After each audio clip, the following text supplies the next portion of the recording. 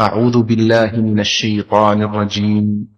قل هذه سبيلي أدعو إلى الله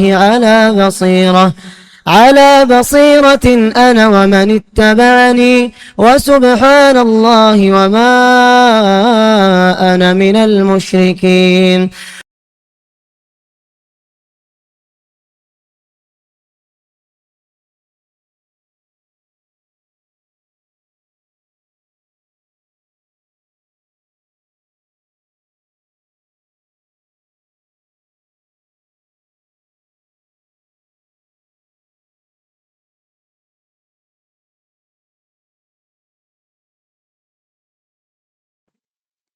إن الحمد لله نحمده ونستعينه ونستغفره ونعوذ بالله من شرور أنفسنا ومن سيئات أعمالنا.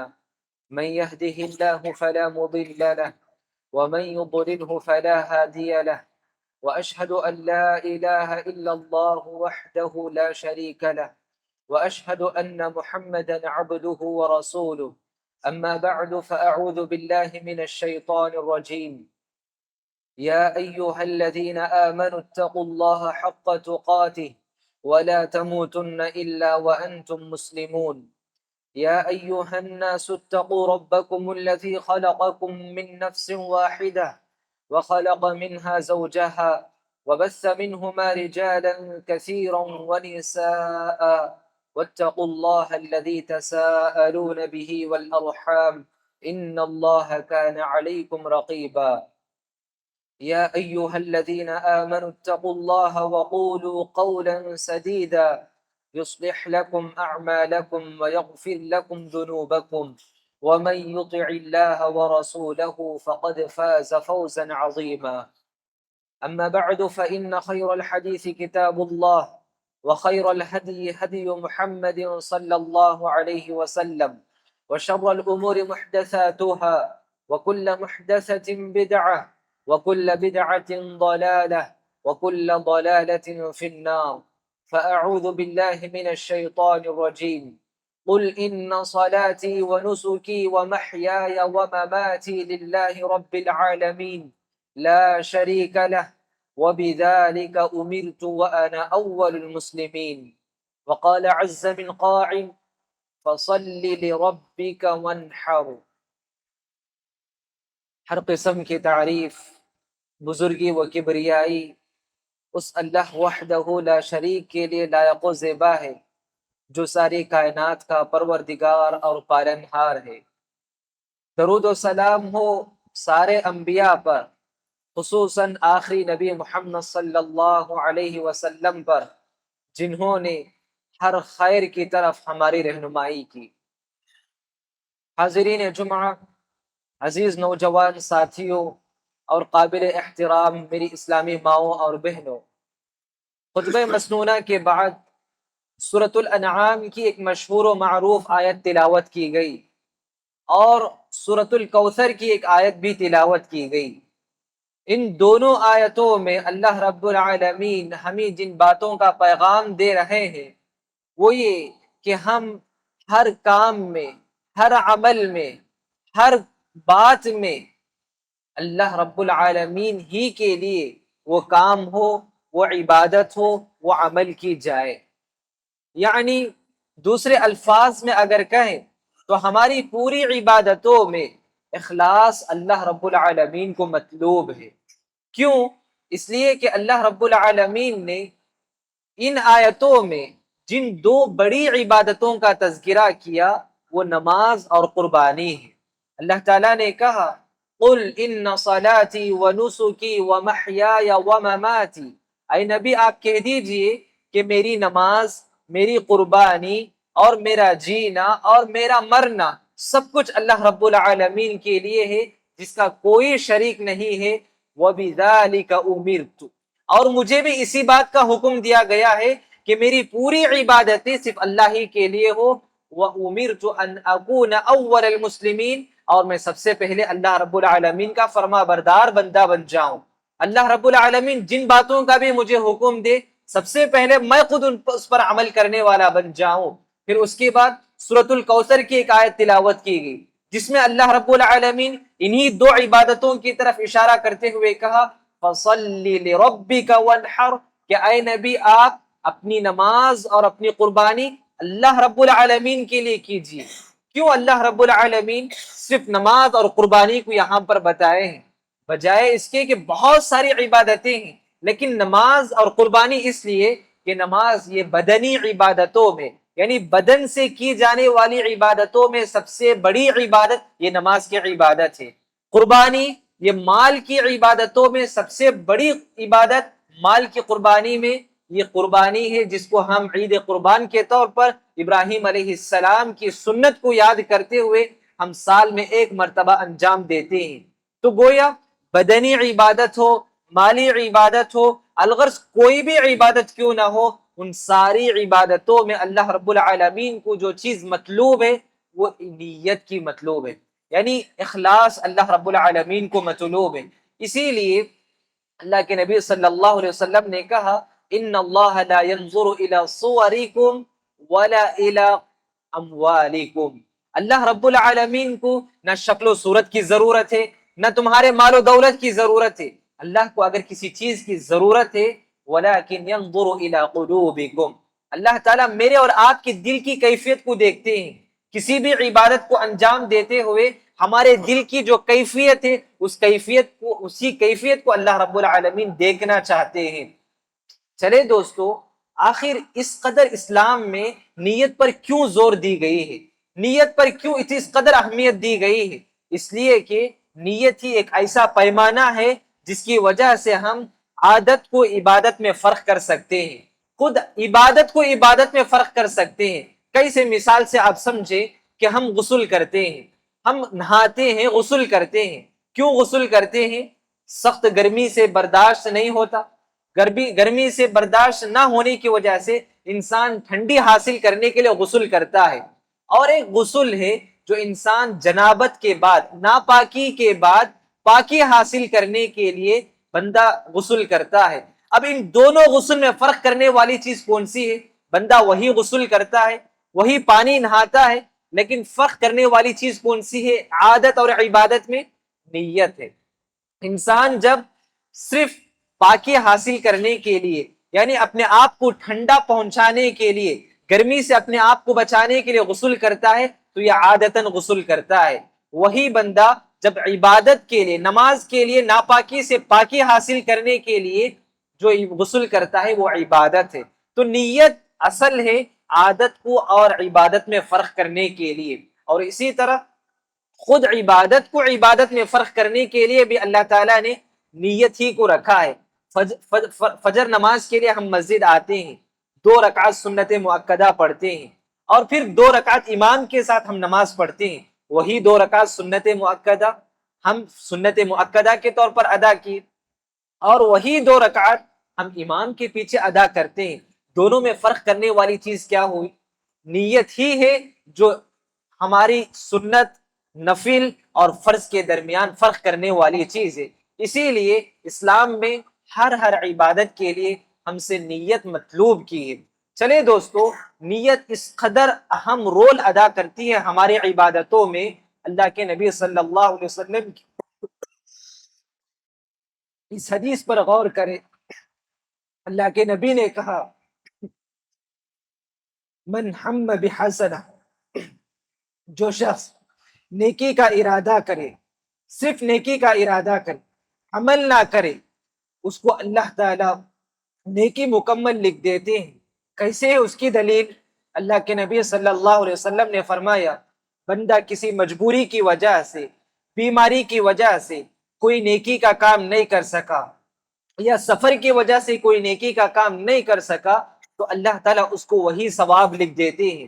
کہا اللہ کے نبی نے اذا مرض العبد او سافر، جب بندہ بیمار ہو جاتا ہے یا سفر کی حالت میں ہوتا ہے تو اللہ تعالیٰ اس کو وہی ثواب دیتے ہیں جو ثواب وہ بیماری کی حالت میں نہیں کر سکتا ہے۔ مثال کے طور پر ایک بندہ ہے 5 وقت کی نماز مسجد میں جماعت کے ساتھ آ کر ادا کرتا ہے، لیکن بیماری کی وجہ سے مجبور ہے وہ گھر میں نماز ادا کرتا ہے، تو اللہ تعالیٰ مسجد میں آ کر نماز ادا کرنے کا ثواب اس کو دیتا ہے۔ اور اسی طرح ایک بندہ ہے سفر کی حالت میں ہے، لیکن سفر کی حالت میں ہوتے ہوئے سنت مؤکدہ وہ نہیں پڑھ سکتا ہے، وتر کی نماز اس سے پڑھنا مشکل ہوتا ہے، تو ایسے میں چاہتا تو ہے پروردگارا اگر میں سفر کی حالت کے بجائے مقیم ہوتا تو میں سنت مؤکدہ کی پابندی کرتا، تو اللہ تعالیٰ اس کے اس ارادے کی وجہ سے، اس نیت کی وجہ سے اللہ تعالیٰ برابر اس کو مکمل اس کو وہ ثواب عطا کرے گا۔ اس مسئلے کو آپ اس واقعے سے اندازہ لگائیں۔ ایک مرتبہ اللہ کے نبی صلی اللہ علیہ وسلم اپنے صحابہ کے ساتھ تبوک کے لیے نکلتے ہیں، غزوہ تبوک کے لیے۔ تبوک یہ مدینے سے تقریباً 600 کلومیٹر کے فاصلے پر موجود ہے۔ صحابہ جاتے ہیں اور واپسی میں اللہ کے نبی صحابہ سے کہتے ہیں ما سرتم مسیرا ولا قطعتم وادیا الا كانوا معكم۔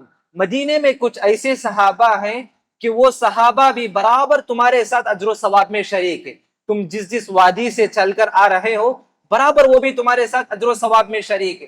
صحابہ کو تعجب ہوا، صحابہ نے پوچھا اللہ کے نبی ہم مدینہ سے سخت گرمی میں اتنے دور کے سفر طے کر کے ہم یہاں پر آئے ہیں اور ہمارے لیے تو اجر و ثواب ہے، لیکن جو صحابہ مدینے میں موجود ہے گھر بیٹھے ان کو کیسے ثواب ملے گا؟ تو اللہ کے نبی نے کہا حبسہم العذر، عذر نے ان لوگوں کو پکڑ لیا ہے، بیماری کی وجہ سے وہ صحابہ ہمارے ساتھ جنگ میں شریک نہیں ہو سکے، لیکن اللہ تعالیٰ ان کے ارادے کی وجہ سے، ان کے نیک نیتی کی وجہ سے تم لوگوں کو جو ثواب ملا ہے وہی ثواب ان کو گھر بیٹھے اللہ تعالیٰ عطا کرتا ہے۔ دیکھیں دوستو، ہم گھر بیٹھے بھی، بیماری کی حالت میں بھی، سفر کی حالت میں بھی اگر کوئی کام ہم صحت مندی کے وقت میں کوئی کام کرتے تھے، بیماری کی وجہ سے نہیں کر رہے ہیں، گھر میں رہتے ہوئے جو کام کرتے تھے لیکن ہم سفر کی وجہ سے کوئی کام نہیں کر پا رہے ہیں، تو اللہ تعالیٰ برابر آپ کو اس کا اجر و ثواب عطا کرے گا۔ اور اسی طرح اس سے بڑھ کر اللہ کے نبی صلی اللہ علیہ وسلم کی یہ حدیث سنیں، جو شخص قرض کے حوالے سے اللہ کے نبی نے کہا من اخذ اموال الناس یرید اداءها ادى الله عنه، جو بندہ قرض لیتا ہے، قرض انسان کی بنیادی ضرورت ہے، جب انسان مجبور ہوتا ہے پیسے کے سلسلے میں کسی کے پاس جا کر قرض لیتا ہے، قرض لیتے ہوئے اس کا ارادہ کیا ہے؟ لوٹانے کا ارادہ ہے۔ لوٹانے کا ارادہ رکھتے ہوئے اگر کوئی بندہ قرض لیتا ہے کسی سے ادى الله عنه، اللہ تعالیٰ بھی اس کے قرض کو ادا کرنے کے لیے اسباب کو مہیا کرتے ہیں، اسباب کو پیدا کرتے ہیں۔ لیکن قرض لیتے ہوئے ایک بندہ اس ارادے سے قرض لے رہا ہے کہ میں قرض کو واپس نہیں لوٹاؤں گا، قرض کو بہت تاخیر سے لوٹاؤں گا، تو اس ارادے سے اگر آپ کو قرض لیتے ہیں تو اللہ تعالیٰ بھی آپ کو قرض ادا کرنے کے اسباب کو پیدا نہیں کرے گا۔ تو اسی لیے قرض کو لیتے ہوئے ہم ارادہ یہ رکھیں کہ میں انشاءاللہ اس قرض کو ادا کروں گا، تو اللہ تعالیٰ بھی آپ کو ضرور اسباب پیدا کرے گا۔ اور اسی طرح دوستو، نیت کس قدر ہماری عبادتوں میں اہم رول ادا کرتی ہے۔ دیکھیں، مباح کام، عادتاً ہم جو کام کرتے ہیں، ڈیلی روٹین جو ہم کام کرتے ہیں، اس میں بھی اگر ہم عبادت کی ارادے سے ہم وہ کام کریں گے ضرور اس پر بھی اجر و ثواب ملے گا۔ کیا دلیل ہے؟ اللہ کے نبی صلی اللہ علیہ وسلم نے فرمایا لن تنفق نفقة الا اجرت علیہا، اپنے گھر والوں پر جو کچھ تم خرچ کرتے ہو، الحمدللہ بہت سارے ہم مرد حضرات اسی لیے محنت اور مزدوری کرتے ہیں کہ ہم گھر والوں کو ان پر خرچ کریں گے، بیوی بچوں پر خرچ کریں گے، ان کی ضرورتوں کو پورا کریں گے، لیکن بیوی بچوں کی ضرورت کو پورا کرنا ایک مرد کی ذمہ داری ہے، شوہر کی ذمہ داری ہے کہ وہ بیوی کی اور بچوں کی ضرورت کو پورا کرے، لیکن ساتھ ہی ساتھ اس ارادے کے ساتھ وہ خرچ کرے کہ اللہ نے مجھے یہ ذمہ داری دی ہے، اللہ کے خاطر میں اپنے بیوی بچوں پر خرچ کرتا ہوں، تو آپ کو اس پر بھی اجر و ثواب ملے گا۔ سبحان اللہ، دیکھیں اسلام میں کس قدر نیت کی وجہ سے ہماری عادت کو اللہ تعالیٰ عبادت میں تبدیل کرتے ہیں۔ ماہانہ جیسے ہی تنخواہ آتی ہے ہم اپنی بیوی بچوں کے لیے کچھ خرچے نکالتے ہیں، کچھ اماؤنٹ ان کے لیے ہم نکالتے ہیں، نکالتے ہوئے بس ہمارے دل میں یہ ارادہ آ جائے کہ بس میں یہ اپنی بیوی بچوں کو اللہ کے خاطر ان پر خرچ کرتا ہوں، تو آپ کو اللہ تعالیٰ ضرور ثواب عطا کرے گا، اجر و ثواب سے نوازے گا۔ اللہ کے نبی نے یہاں تک کہا حتی ما تجعل فی امرأتک، یہاں تک کہ شوہر اپنی بیوی کے منہ میں محبت بھرے انداز میں ایک لقمہ بھی رکھتا ہے تو اللہ تعالیٰ اس پر بھی اجر و ثواب عطا کرتا ہے۔ دیکھیں دوستو، عادت اپنی جگہ پر ہے، لیکن اس عادت کو عبادت میں بنانے والی چیز کون سی ہے؟ بس ارادہ ہے، نیک نیتی کے ساتھ ہم کوئی بھی عادت کو ہم کریں گے، وہی عادت اللہ تعالیٰ عبادت میں تبدیل کر دیتے ہیں۔ ہاں، ایک بات یاد رکھنا ہے کہ عبادت کو انجام دیتے ہوئے رتی برابر بھی ہماری اس عبادت میں تھوڑا برابر بھی اگر ریاکاری، دکھاوا، شہرت، تعریف سننا، لوگوں سے نام کمانا اگر آ جائے تو اللہ تعالیٰ کے نزدیک یہ عبادت قابل قبول نہیں ہے۔ نہ صرف اللہ کے پاس قابل قبول ہے بلکہ یہی کام ہمارے لیے وبال جان بن سکتا ہے آخرت میں۔ کیا دلیل ہے؟ ابو ہریرہ رضی اللہ عنہ نے اللہ کے نبی صلی اللہ علیہ وسلم سے یہ حدیث سنی، اور سننے کے بعد اس حدیث کو جب انہوں نے آگے پیش کیا، تابعین کے درمیان رکھا، تو بار بار بے ہوش ہوتے گئے، اور پھر انہیں افاقہ آتا، پھر اس کے بعد حدیث کو بیان کرتے، پھر بے ہوش ہو جاتے۔ وہ حدیث کیا ہے؟ اللہ کے نبی صلی اللہ علیہ وسلم نے فرمایا اول ما تسعر به النار، سب سے پہلے اللہ تعالی جہنم کو جن لوگوں کے ذریعے سے بھڑکائے گا وہ تین قسم کے لوگ ہیں۔ تین لوگوں کے ذریعے سے اللہ تعالی جہنم کے آگ کو بھڑکائیں گے، اس میں سے ایک شہید ہوگا۔ شہید اس لیے شہید ہوا کہ لوگوں میں یہ نام آئے کہ فلاں آدمی بڑا بہادر تھا، فلاں آدمی بڑا بہادر تھا، اسی لیے وہ شہید ہوا۔ تو اللہ تعالیٰ اس کو جہنم میں ڈالیں گے، اس کے ذریعے سے جہنم کو بھڑکایا جائے گا۔ پھر دوسرا مالدار آدمی ہوگا، مالدار کو اس لیے جہنم میں ڈالا جائے گا اس لیے کہ وہ مال اللہ کے راستے میں اس لیے خرچ کیا لوگوں میں نام کما سکے کہ فلاں آدمی مالدار تھا، فلاں آدمی سخی تھا، فلاں آدمی رئیس تھا، تو نام کمانے کے لیے وہ خرچ کیا کرتا تھا۔ تو اللہ تعالیٰ اس کے اس عمل کو بھی قبول نہیں کرے گا بلکہ اس کے لیے یہ وبال جان بن جائے گا۔ اور تیسرا آدمی عالم ہوگا، ایک قاری ہوگا، قرآن مجید کو پڑھنے والا، اچھے انداز میں قرآن پڑھتا تھا، لیکن اللہ تعالیٰ اس سے پوچھیں گے تو وہ کہے گا اللہ تعالیٰ میں تیرے لیے تیرے قرآن کو پڑھتا تھا، تو اللہ تعالیٰ کہیں گے کذبت، تو جھوٹا ہے، اس لیے تو قرآن پڑھتا تھا کہ لوگ تجھے قاری کو کہیں، لوگ تجھے عالم کہیں، لیکن اللہ تعالیٰ اس کو بھی جہنم میں پھینک دیں گے۔ تو دیکھیں دوستو، نیت کی وجہ سے اللہ تعالیٰ ہمارے اعمال کو قبول ہی نہیں بلکہ اسی عمل کو اللہ تعالیٰ اس کے لیے وبال جان بنا دے گا۔ اور اسی طرح سے، اور یہ عمل قیامت کے دن اللہ تعالیٰ ذرات کے مانند ہوا میں اڑا دیں گے۔ جس طرح روئی ہے نا، تو روئی کی طرح اللہ تعالیٰ ان اعمال کو ہوے میں اڑا دیں گے۔ اللہ کے پاس کسی بھی عمل میں ریاکاری ہے تو اس عمل کی کوئی حیثیت نہیں ہے۔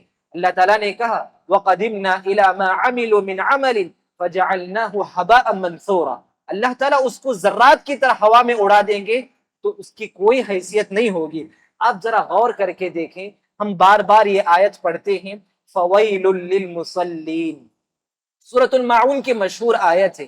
اللہ تعالیٰ نے کہا بربادی ہے نمازیوں کے لیے، نماز چھوڑنے والوں کے لیے نہیں، نمازیوں کے لیے بربادی کہا، نماز پڑھنے والوں کے لیے بربادی۔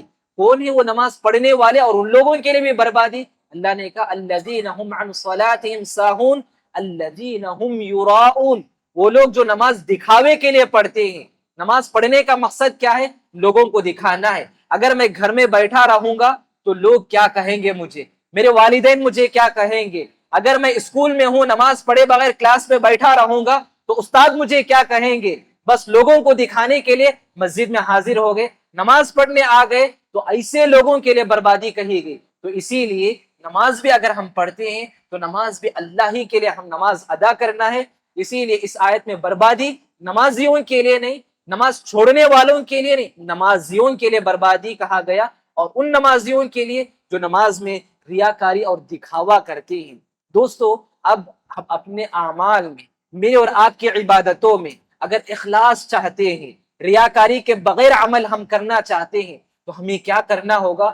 تین باتیں آپ یاد رکھیں۔ ہماری عبادتوں میں اگر اخلاص پیدا کرنا چاہتے ہیں، نیت میں درستگی لانا چاہتے ہیں، تو سب سے پہلا عمل یہ کہ ہم زیادہ سے زیادہ اللہ تعالیٰ سے دعا کریں، زیادہ سے زیادہ اللہ تعالیٰ سے دعا کریں پروردگارہ میرا جو بھی عمل ہو صرف تیرے لیے میں وہ عمل کروں، لوگوں کو دکھانے کے لیے نہیں، لوگوں کو خوش کرنے کے لیے نہیں، بس تجھے راضی کرنے کے لیے میں وہ عمل کر سکوں۔ اللہ سے ہمیشہ دعا کریں اور ہمیشہ یہ دعا پڑھے اللہم انی اعوذ بک ان اشرک بک وانا اعلم واستغفرک لما لا اعلم، پروردگارہ میں تجھ سے پناہ مانگتا ہوں ایسے اعمال سے جو میں جان بوجھ کر دیتا ہوں۔ انسان جان بوجھ کر ریاکاری کرتا ہے، نماز پڑھتا ہے تو لوگ مجھے دیکھ رہے ہیں، جان بوجھ کر انسان ریاکاری کرتا ہے۔ اسی لیے اللہ کے نبی نے یہ پیاری دعا سکھلائی، اللہم انی اعوذ بک ان اشرک بک وانا اعلم واستغفرک لما لا اعلم، اور میں جن چیزوں کو نہیں جانتا ہوں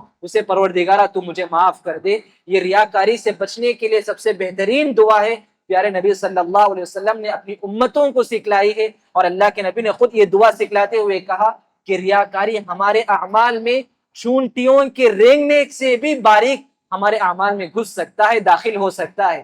چونٹی کس طرح سے رینگتا ہے اس کا احساس بھی نہیں ہے، ہم لوگوں کو وہ تصور بھی نہیں کر سکتے ہیں، اس سے کسی قدر باریک ہماری عبادتوں میں ریاکاری داخل ہو سکتا ہے۔ اس لیے زیادہ سے زیادہ ہمیں اللہ سے دعا کرنے کی ضرورت ہے۔ اور دوسرا عمل یہ کہ ہم عبادت سے پہلے بھی، عبادت کرتے ہوئے بھی، اور عبادت کے بعد بھی اپنے نفس کا محاسبہ کرتے رہے، اپنے نفس سے لڑے، اپنے نفس سے مجاہدہ کرے۔ کئی سے چھوٹی سی مثال بتاتا ہوں، ہم نماز کے لیے مسجد کو آتے ہیں، مسجد کو آتے ہوئے راستے میں عبادت سے پہلے بھی ہمیں اپنی نیت کی اصلاح ضروری ہے۔ یہ ارادہ رکھے میں اللہ کے لیے نماز پڑھنے جا رہا ہوں، پھر مسجد آ گئے، آپ نماز پڑھ رہے ہیں، نماز کی حالت میں لوگ دیکھ رہے ہیں، آپ کی نیت میں کچھ خلل آ رہا ہے، فوراً آپ اعوذ باللہ من الشیطان الرجیم پڑھ لیجئے، فوراً اپنی نیت کی درستگی کیجئے، بس میں یہ نماز اللہ ہی کے لیے پڑھ رہا ہوں۔ تو نماز کے دوران بھی آپ اپنی نیت کی اصلاح کیجئے، اور ساتھ ہی ساتھ عبادت کرنے کے بعد بھی اپنے نفس کی اصلاح کیجئے۔ جیسے ہی آپ عبادت کر لیے بس آپ بھول جائیے، آپ عبادت کرنے کے بعد بھول جائیے، کسی کے پاس جا کر بولیں گے تو آپ ریاکاری کا امکان ہو سکتا ہے۔ گویا عبادت سے پہلے بھی، عبادت کے دوران بھی، اور عبادت کے بعد بھی ہمیں اپنی نیت کی اصلاح کی بہت سخت ضرورت ہے۔ تیسرا اور اہم پیغام، ہم اپنی نیت کو اگر خالص بنانا چاہتے ہیں تو ہم جہاں تک ہو سکے تنہائی میں عبادت کرنے کی کوشش کریں، لوگوں کی نظروں سے چھپ کر عبادت کرنے کی کوشش کریں۔ اسی لیے اللہ کے نبی صلی اللہ علیہ وسلم صرف فرض نماز کو ادا کرنے کے لیے مسجد میں جماعت کے ساتھ نماز ادا کرنے کا حکم دیا، بقیہ جتنی بھی سنت نمازیں ہیں گھر میں نماز پڑھنے کا اللہ کے نبی نے حکم دیا۔ کیوں؟ اس لیے کہ آپ سنت نمازیں جس قدر طویل پڑھنا چاہے پڑھیں آپ، لیکن گھر میں پڑھیں آپ، تنہائی میں پڑھیں آپ۔ جس قدر آپ تنہائی میں عبادت کریں گے اسی قدر آپ کی عبادت میں اخلاص پیدا ہوگا۔ آپ دیکھیں دوستو، ہم اپنی نیت کو جہاں تک ہو سکے چھپانے کی کوشش کریں، جہاں تک ہو سکے چھپانے کی کوشش کریں۔ صدقہ و خیرات کرتے ہیں آپ، اس قدر صدقہ و خیرات چھپا کر کریں، دائیں ہاتھ میں آپ جو خرچ کریں بائیں ہاتھ کو نہ معلوم ہو سکے کہ آپ کے دائیں ہاتھ نے کیا خرچ کیا۔ اور اسی طرح کہنے کا مقصد یہ ہے کہ ابھی ہمارے ہندوستان سے بہت سارے اپنے بھائی اور بہن حج کے لیے نکل رہے ہیں، اور بعض حضرات نکل بھی چکے ہیں، اور بعض احباب نکلنے والے ہیں۔ حج ایسی عبادت ہے کہ اس عبادت میں انسان اپنا مال لگاتا ہے، اپنی محنت لگاتا ہے، لیکن اس عبادت کو کرتے ہوئے اگر رتی برابر بھی ریاکاری آ جائے، دکھاوا آ جائے، تو یہ ہمارا عمل برباد ہو سکتا ہے۔ سوشل میڈیا کا زمانہ ہے، بہت سارے حجاج پہنچ جاتے ہیں، مکہ پہنچ جاتے ہیں، مشاعر مقدسہ پہنچ جاتے ہیں، مدینہ پہنچتے ہیں، اور ان کی ہر حرکت کو وہ تصویر لے کر، فوٹو لے کر سٹیٹس میں رکھتے ہیں یا گروپس میں شیئر کیا جاتا ہے۔ ذرا تصور کریں، ذرا غور سے آپ سوچ کر دیکھیں، عبادت آپ کرتے ہیں اللہ کے لیے، لیکن آپ سٹیٹس میں رکھ کر لوگوں کو بتانا چاہ رہے ہیں کہ بندہ دعا کرتا ہے، اور اس کی تصویر کھینچ کر سٹیٹس میں رکھ دی جاتی ہے۔ قرآن پڑھتا ہے تو اس کے فوٹو لے کر سٹیٹس میں رکھ دیا جاتا ہے۔ تو ایسے اگر ہم عبادت کریں گے تو ہمارے عبادتوں میں کہاں سے اخلاص پیدا ہوگا؟ ذرا غور کریں اس سلسلے میں۔ جہاں تک ہو سکے ہم اپنی عبادتوں کو چھپانے کی کوشش کریں، کوئی دیکھے یا نہ دیکھے میرا رب دیکھ رہا ہے، ہمارا رب دیکھ رہا ہے، اس ارادے سے ہم عبادت کریں گے تو یقیناً اللہ رب العالمین ہماری عبادتوں کو قبول کرے گا۔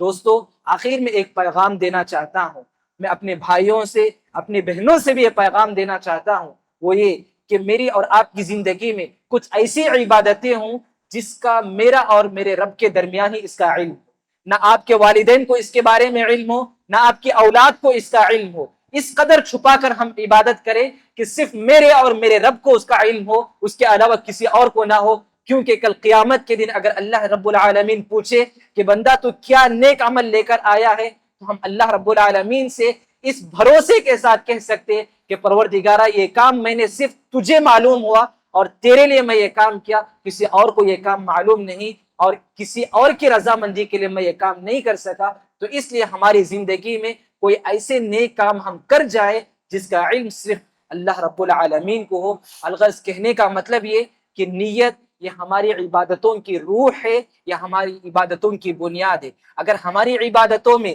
نیت نہیں تو اللہ رب العالمین کے نزدیک یہ عبادت قابل قبول نہیں ہے۔ تو لہٰذا دوستو، عبادت کو انجام دیتے ہوئے ہم اپنی نیت کی اصلاح کرنے کی کوشش کریں۔ نیت کریں تو کیسا کریں گے؟ زبان سے نہیں، بلکہ ہم دل میں ارادہ کریں۔ چلتے پھرتے ہم کوئی بھی کام کریں، دل میں ارادہ کر لیں، بس یہی کافی ہے نیت کے لیے۔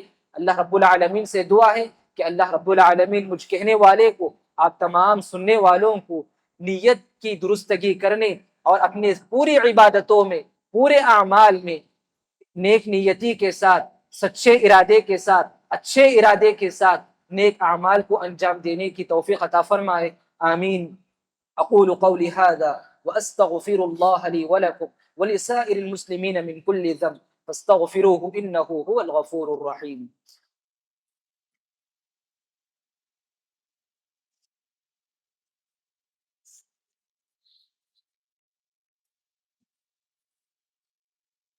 ان الحمد لله نحمده ونستعينه ونستغفره ونعوذ بالله من شرور أنفسنا ومن سيئات أعمالنا، من يهده الله فلا مضل له ومن يضلله فلا هادي له، وأشهد أن لا إله إلا الله وحده لا شريك له، وأشهد أن محمدا عبده ورسوله.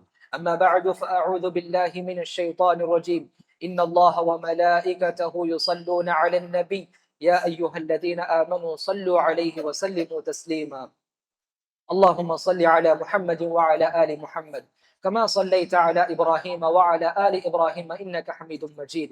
اللهم بارك على محمد وعلى آل محمد كما باركت على إبراهيم وعلى آل إبراهيم إنك حميد مجيد.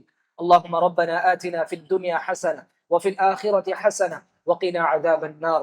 ربنا لا تزغ قلوبنا بعد إذ هديتنا وهب لنا من لدنك رحمة إنك أنت الوهاب. اللهم يا مقلب القلوب ثبت قلوبنا على دينك، ويا مصرف القلوب والأبصار صرف قلوبنا على طاعتك. اللهم آت أنفسنا تقواها وزكها أنت خير من زكاها، أنت وليها ومولاها. اللهم إنا نسألك الهدى والتقى والعفاف والغنى. اللهم إنا نسألك فعل الخيرات وترك المنكرات وحب المساكين. آمين. عباد الله، إن الله يأمر بالعدل والإحسان وإيتاء ذي القربى وينهى عن الفحشاء والمنكر والبغي يعظكم لعلكم تذكرون. اذكروا الله الجليل يذكركم وادعوه يستجب لكم، ولذكر الله تعالى أعلى وأولى وأجل وأتم وأكبر، والله يعلم ما تصنعون.